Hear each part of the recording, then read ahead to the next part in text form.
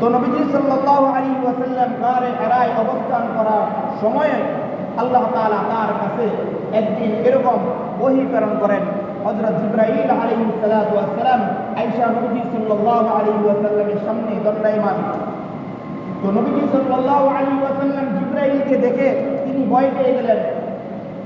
তো জিবরাইল বলতেছে, আপনি ভয় পাবেন না, আপনার ভয়ের কোনো কারণ নাই, আমি আল্লাহ তাআলার পক্ষ থেকে একজন বার্তাবাহক আপনার কাছে আসি, আপনি ভয় পাবেন না। তো ওই লোকটা নবীজি সাল্লাল্লাহু আলাইহি ওয়াসাল্লাম বলেন, এই জিবরাইল, আমি তো তখনও চিনতাম না সে যে জিবরাইল। সে আয়েশা আমার কাছে দাঁড়িয়ে বলতেছে, আল্লাহ তাআলার বাণী, আপনি পড়েন ইকরা। সর্বপ্রথম সূরা আলাকের আয়াতগুলো অবতীর্ণ হয়।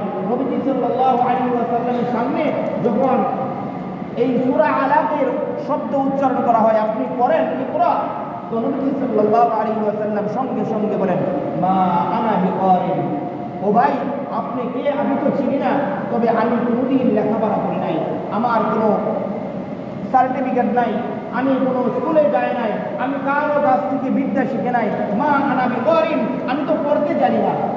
তো জিবরাইল আলাইহিস সালাতু ওয়াস সালাম আল্লাহর হাবিব সাল্লাল্লাহু আলাইহি ওয়াসাল্লামকে জড়ায় ধরলেন এবং তার বুকের সাথে এমন জোরে এক চাপ দিলেন, নবীজি সাল্লাল্লাহু আলাইহি ওয়াসাল্লাম বলেন, মনে হচ্ছে যেন উহুদ পাহাড়টা আমার বুকের উপরে চাপিয়ে দেওয়া হয়েছে। চাপ দিয়ে জিবরাইল আলাইহিস সালাতু ওয়াস সালাম তাকে ছেড়ে দিলেন। ছেড়ে দেওয়ার পর এখন জিবরাইল বলতেছে, ইকরা। নবীজি সাল্লাল্লাহু আলাইহি ওয়াসাল্লাম দ্বিতীয়বার আবার বলেন, মা আনা বিকারিন, আমি তো পড়তে পারি না। তো জিবরাইল আলাইহিস সালাম আবার ধরলেন, ধরে বুকের সাথে নিয়ে চাপ দিলেন, চাপ দিয়ে বলতেছে, পড়ুন ইকরা। তো নবীজি সাল্লাল্লাহু আলাইহি ওয়াসাল্লাম দ্বিতীয়বার বলতেছে, মা আনা বিকারিন। জিবরাইল আলাইহিস সালাতু ওয়াস সালাম আবার ধরলেন এবং বুকের সাথে চাপ দিলেন, চাপ দিয়ে ছেড়ে দিয়ে বলতেছে, ইকরা বিসমি রাব্বিকাল্লাযী খলাক, আপনি পড়ুন আপনার ওই রবের নামে যে রব আপনাকে সৃষ্টি করেছে। নবীজি সাল্লাল্লাহু আলাইহি ওয়াসাল্লাম সঙ্গে সঙ্গে পড়া শুরু করলেন, ইকরা বিসমি রাব্বিকাল্লাযী খলাক, খলাকাল ইনসানা মিন আলাক, ইকরা ওয়া রাব্বুকাল আকরাম আল্লাযী আল্লামা বিল কলাম, আল্লামাল ইনসানা মা লাম ইয়ালাম। নবীজি সাল্লাল্লাহু আলাইহি ওয়াসাল্লামকে তৃতীয়বার চাপ দিয়ে যখন জিবরাইল আলাইহিস সালাতু ওয়াস সালাম ছেড়ে দেয়, ছেড়ে দেওয়ার পরে যখন জিবরাইল বলতেছে, ইকরা বিসমি রাব্বিকাল্লাযী খলাক, এই কথা বলার সঙ্গে সঙ্গে আপনার আমার নবী সাল্লাল্লাহু আলাইহি ওয়াসাল্লাম সূরা আলাকের প্রথম 5টি আয়াত স্পষ্ট করে জিবরাইলকে শুনিয়ে দেয়। সুবহানাল্লাহ। অতঃপর নবীজি সাল্লাল্লাহু আলাইহি ওয়াসাল্লাম এই ওহীর বার জিবরাইল আলাইহিস সালামের চাপ, এই চাপকে সহ্য করতে না পেরে নবীজি সাল্লাল্লাহু আলাইহি ওয়াসাল্লামের শরীরের মধ্যে কম্পন সৃষ্টি হয়ে যায়। নবীজি সাল্লাল্লাহু আলাইহি ওয়াসাল্লাম গারে হেরার মধ্যে আর থাকলেন না, চলে আসলেন আয়েশা খাদিজা রাদিয়াল্লাহু তাআলা আনহাকে বলতেছে, জামবিলুনি জামবিলুনি, ও খাদিজা আমাকে চাদর দিয়ে ডেকে নাও, আমার শরীর কাঁপতেছে, আমার শরীরের মধ্যে খুব ভয় হইতেছে, না জানি আমি মরে যাই, মৃত্যুর ভয় আমাকে পেয়ে বসেছে, খাদিজারে আমার শরীরের মধ্যে চাদর দিয়ে ভালোভাবে ডেকে নাও। হযরত খাদিজা রাদিয়াল্লাহু তাআলা আনহা আয়েশা দেখলেন আল্লাহর হাবিব সাল্লাল্লাহু আলাইহি ওয়াসাল্লাম ভয়ের কারণে কম্পন করতেছে, কাঁপতেছে। আল্লাহর হাবিব সাল্লাল্লাহু আলাইহি ওয়াসাল্লামকে চাদর দিয়ে ঢেকে নিলেন এবং শরীরের ভিতরে জ্বর জ্বর ভাব আল্লাহর হাবিব সাল্লাল্লাহু আলাইহি ওয়াসাল্লামের দেখা যায়। নবীজি সাল্লাল্লাহু আলাইহি ওয়াসাল্লাম খাদিজাকে পূর্বের সমস্ত ঘটনাগুলো উল্লেখ করলেন, বললেন, খাদিজা গারে হেরার মধ্যে আমার সাথে এই ঘটনা ঘটছে, একজন ব্যক্তি আসছে যার পাগুলো ছিল জমিনে এবং তার মাথা ছিল আসমানের উপরে, এমন একজন ব্যক্তি এইসা আমার সাথে এই আলাপ করেছে, আমার খুব ভয় হইতেছে, না জানি আমাকে মৃত্যু পেয়ে বসে, না জানি আমাকে মৃত্যু পেয়ে বসে, আমার তো ভয় হইতেছে। তো আল্লাহর হাবিব সাল্লাল্লাহু আলাইহি ওয়াসাল্লামকে খাদিজা বিনতে কুবরা রাদিয়াল্লাহু তাআলা আনহা সান্ত্বনা দিলেন। পরদিন সকালে নবীজি সাল্লাল্লাহু আলাইহি ওয়াসাল্লামকে নিয়ে খাদিজা রাদিয়াল্লাহু তাআলা আনহা তার চাচাতো ভাই ওয়ারাকা ইবনে নওফল তার কাছে গেলেন। যেই ব্যক্তিরা ছিল পূর্বের তাওরাত, জবুর, ইনজিলের হাফেজ, বড় একজন আলেম ছিল পূর্বেকার কিতাবের, এবং অনেক বয়স হয়ে গেছে। এই বয়স্ক লোক খাদিজা রাদিয়াল্লাহু তাআলা আনহার চাচাতো ভাই তার কাছে নিয়ে গেলেন। তার কাছে নিয়ে যায় ওরাবা ইবনে নাওফাল তাকে বলতেছে, ও ভাই দেখো তো তোমার ভাই কি কি জানি দেখেছে, এর জন্য ভয়ে শরীর কাঁপতেছে, তার শরীরে জ্বর আইসা গেছে, কম্পন চলে আসছে, কি জানি বলতেছে, আমি তো বুঝতে পারতেছি না।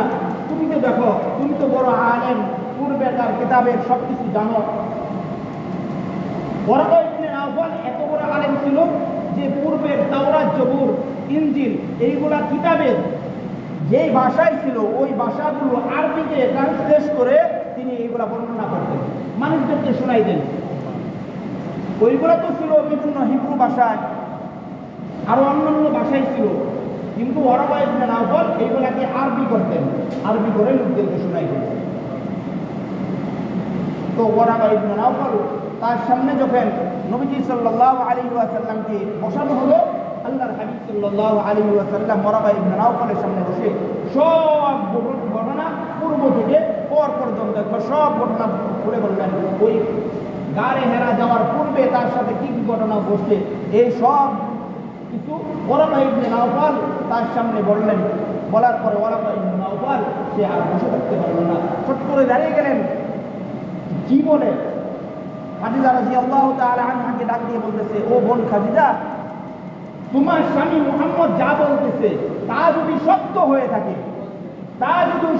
হয়ে থাকে, তাহলে তুমি আমার থেকে এইটা সাক্ষী নাও। তোমার স্বামী মুহাম্মদকে আল্লাহ তাআলা শেষ জামানার সর্বশেষ পয়গম্বর হিসেবে আল্লাহ তাআলা মনোনীত করেছেন। সুবহানাল্লাহ। এই কথা যখন বললেন, খাদিজা রাদিয়াল্লাহু তাআলা আনহার সামনে যখন ওরাবা ইবনে নাওফাল নবীজি সাল্লাল্লাহু আলাইহি ওয়াসাল্লাম সম্পর্কে এমন কথা শুনলেন, খাদিজা রাদিয়াল্লাহু তাআলা আনহা এখন খুশিতে বাগবাগ করতেছে, তার মনটা অনেক উৎফুল্ল খুশি হয়ে গেল।